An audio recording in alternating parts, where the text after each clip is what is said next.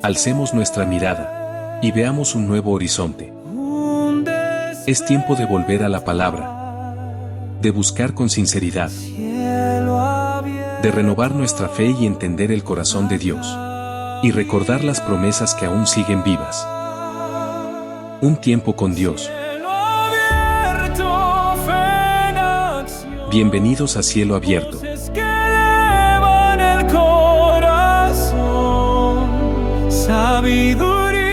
A Cielo Abierto les da la bienvenida, bajo la luz que nos ilumina y bajo el arco iris de gracia que aún brilla sobre nosotros. Cada vez que aparece el arco iris sobre la tierra, Dios se acuerda del pacto que ha establecido hasta que volvamos todos a la tierra del cual fuimos tomados. Génesis capítulo 9, estamos desarrollando los temas que nacen de los principios de gracia y misericordia que establecen la restauración de Dios, la restauración del hombre por mano de Dios, pero también establecen para nosotros principios de hermenéuticos, principios de, diríamos también evaluación de qué es justo y qué no es justo, criterios primarios de la ética de Dios que el hombre, también la humanidad debe imitar. Es hermoso contemplar, escuchar a Jesús diciendo: el que me ha visto a mí, ha visto al Padre. Es que el que ha visto a Jesús ha contemplado su conducta,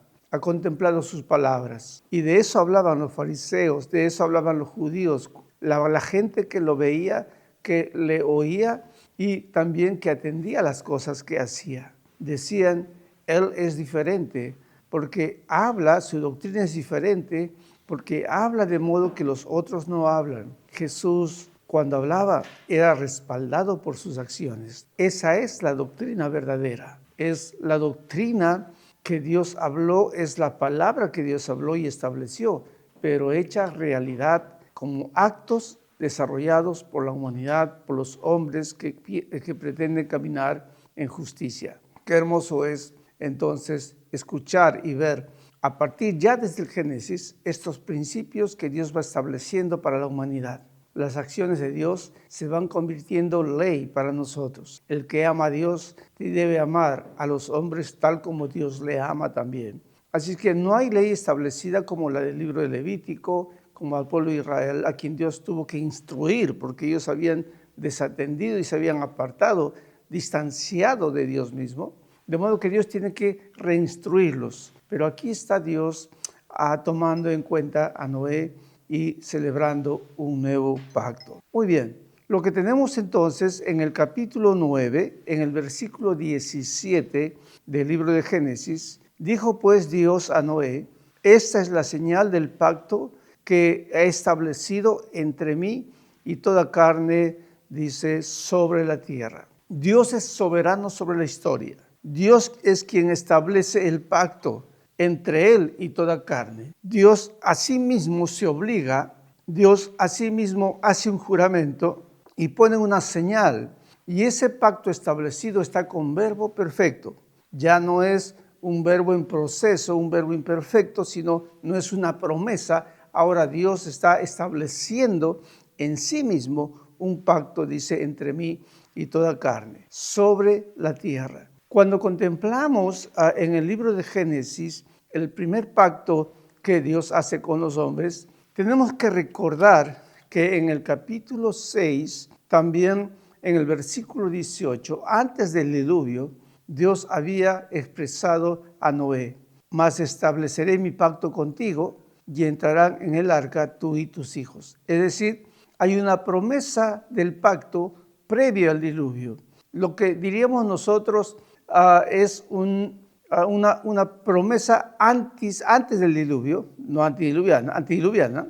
Antes del diluvio hay una promesa de pacto y después del diluvio hay una ejecución del pacto. Importante porque de aquí adelante, cuando se estructura el tabernáculo de reunión, la morada de Dios, lo que conocemos como el santuario de Dios, la tienda de reunión en el libro del Éxodo, para ingresar a la tienda de reunión, a la puerta de la entrada hay 5 postes de ingreso. 5 postes de ingreso. Y estas columnas de ingreso se erigen también como las acciones de Dios, porque hay mucho simbolismo en el libro del Éxodo. Y cada uno de estos 5 postes de ingreso que están a la puerta del tabernáculo.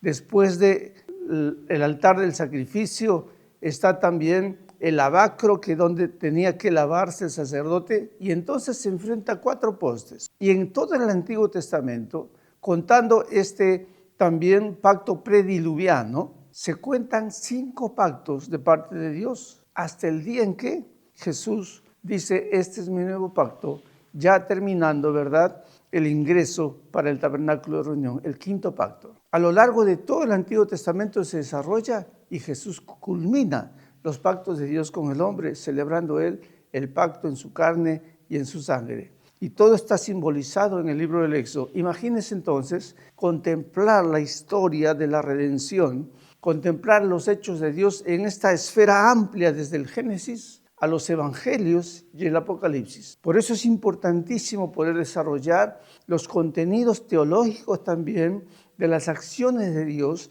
que van marcando el destino y van configurando las actividades de Dios a lo largo de la historia humana. Y aquí hay un medidor de tiempo, un arco iris que se extiende como inicio del pacto de Dios con esta nueva humanidad a quien ha vuelto a bendecir, fructificar y multiplicar a Noé y a sus hijos, pero llega un día de término.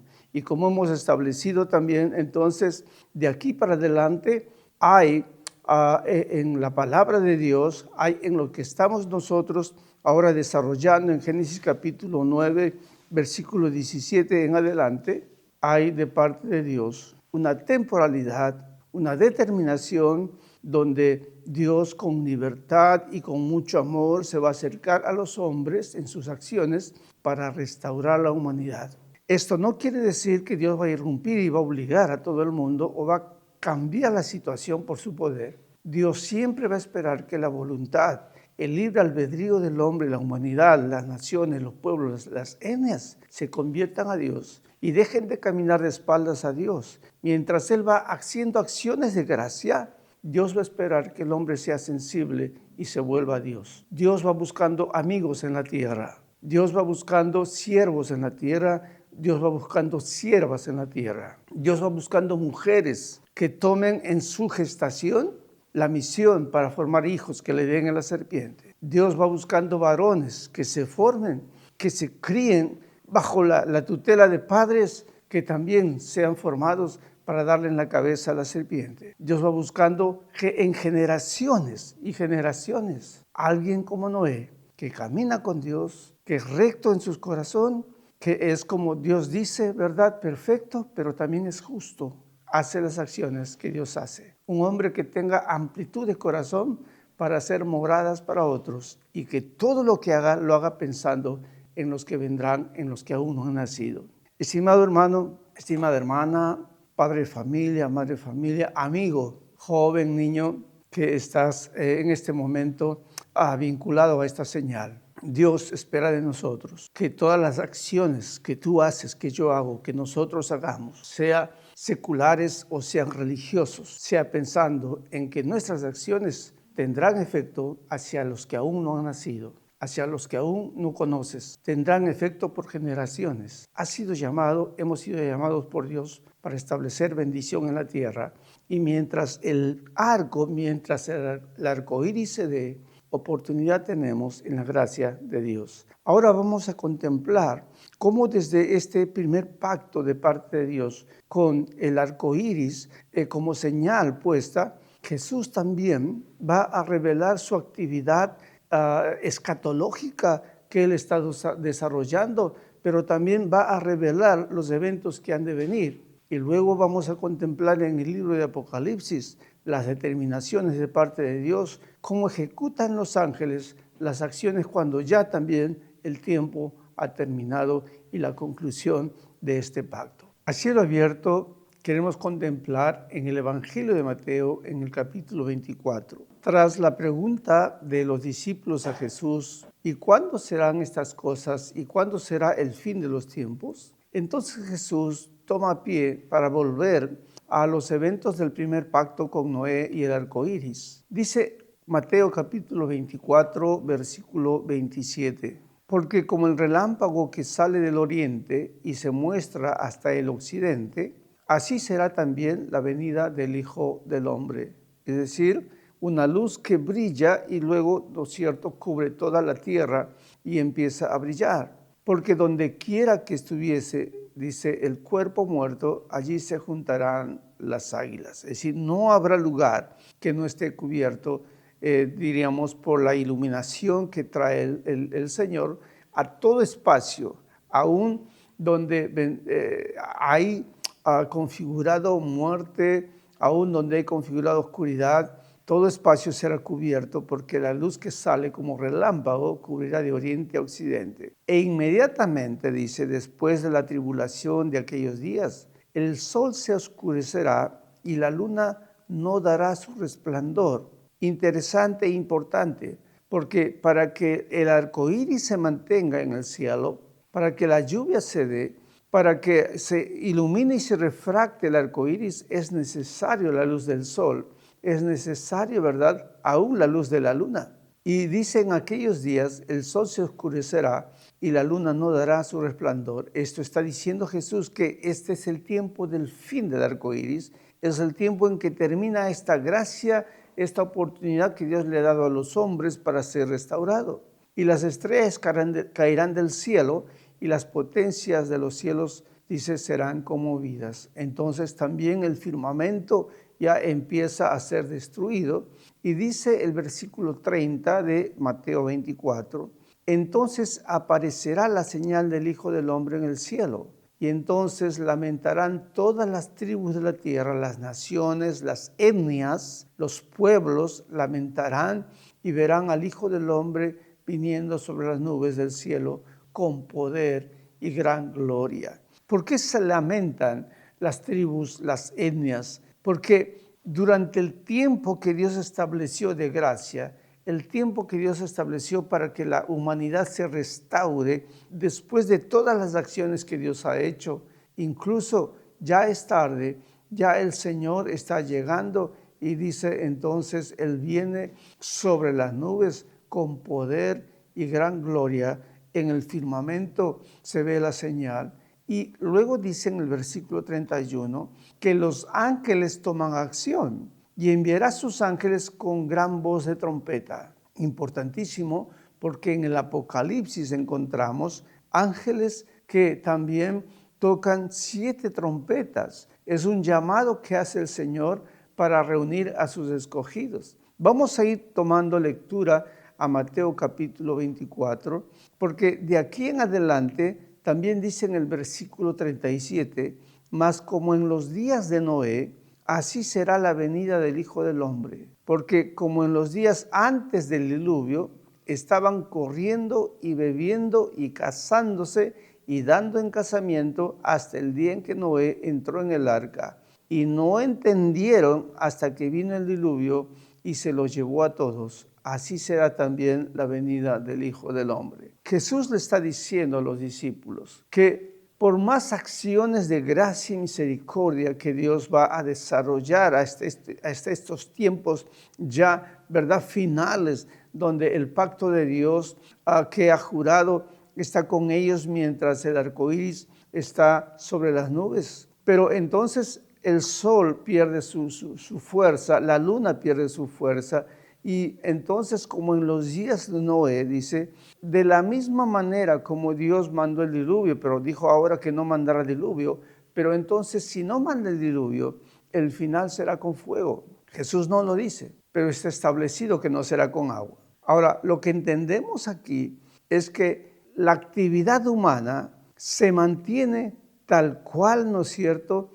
Estaba también en el capítulo 6. Se habían todos corrompido de corazón y de mente, y estaba, dice, la maldad y la violencia había crecido. Una de las manifestaciones de que el asunto de la humanidad y cómo Dios está contemplando la humanidad está refrendada aquí. Y dice en el versículo 39 de Mateo 24, no entendieron hasta que vino el diluvio. Mantuvieron y siguieron haciendo lo mismo. Noé escuchó y entendió. Y él entonces previó entonces caminar con Dios y hacer las cosas justas, buscando salvación de Él y otros. Pero el mundo está ensimismado en alcanzar a lo que el mundo le dice debes alcanzar, el sistema, lo que Satanás vende y ofrece, lo que la carne desea y quiere. Pero aquí contemplamos entonces una de las cosas que Jesús está diciéndole a los discípulos. Cuando el Señor venga, la humanidad no habrá respondido tampoco a Dios, así como también la primera humanidad que murió en el diluvio. A pesar de las acciones de Dios, la humanidad estará no tibia, sino fría. Dice, mas como en los días de Noé, así será, porque todos estarán igual, comiendo y bebiendo. Qué pena es contemplar la humanidad después de la peste que llegó a la humanidad hace 2 años atrás, 3 años, con el COVID. El COVID-19 marcó un hito, una apuesta, diríamos, ¿no es cierto?, donde cada hombre estaba llamado a ser examinado, donde la tierra debería examinarse delante de Dios. Bueno, creo que la provisión de Dios estaba detrás de todo esto para que el hombre pudiera reconvenir en su camino. Pero terminado el COVID, terminado las plegarias de la noche, terminado el llanto por los muertos del COVID, la humanidad, los jóvenes, se volvieron corriendo otra vez a sus distracciones carnales, se volvieron otra vez a contaminarse en pecado, se volvieron otra vez a lo que el mundo